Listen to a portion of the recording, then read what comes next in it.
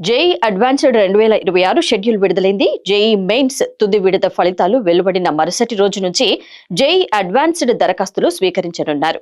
అయితే విదేశీ విద్యార్థుల దరఖాస్తులను మాత్రం ఏప్రిల్ 6 నుంచే స్వీకరించనున్నారు. మే 2 వరకు తుది గడువు విధించారు. అభ్యర్థులు jeiadvanced.ac.in అధికారిక వెబ్సైట్ ను సంప్రదించాలని కోరుతున్నారు.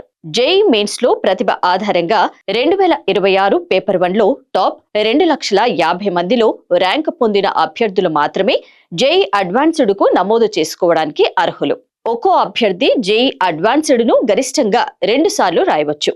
ఆ 2 ప్రయత్నాలు వరుసగా 2 ఏళ్లై ఉండాలి. అర్హత అభ్యర్థులు 2025 లేదా 2026లో మొదటిసారి 12వ తరగతికి హాజరై ఉండాలి. వారు భౌతిక శాస్త్రం, రసాయన శాస్త్రం, గణిత సబ్జెక్టులను తప్పనిసరిగా చదివి ఉండాలి. గతంలో ఏదైనా ఐఐటిలో ప్రవేశం పొందిన అభ్యర్థులు ప్రస్తుతం జేఈ అడ్వాన్స్డ్ కు పరీక్ష రాసేందుకు అనర్హులు.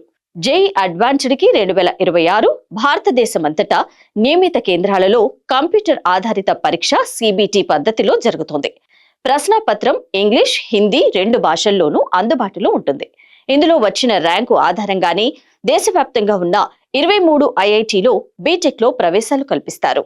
భారతీయ విద్యార్థులకు 2026 ఏప్రిల్ 23 నుంచి, విదేశీ విద్యార్థులకు 2026 ఏప్రిల్ 6 నుంచి ఆన్లైన్ రిజిస్ట్రేషన్ ప్రారంభమవుతుంది. 2026 మే 2 వరకు ఆన్లైన్ రిజిస్ట్రేషన్ కు గడువు ఉంది. మే 11 నుంచి మే 17 వరకు అడ్మిట్ కార్డులను డౌన్లోడ్ చేసుకోవచ్చు. 2026 మే 17న పరీక్షలు జరగనున్నాయి. జూన్ 1 ఉదయం 10 గంటలకు ఫలితాలు విడుదల కానున్నాయి. జూన్ 2 నుంచి జోసా కౌన్సిలింగ్ ప్రారంభమవుతుంది.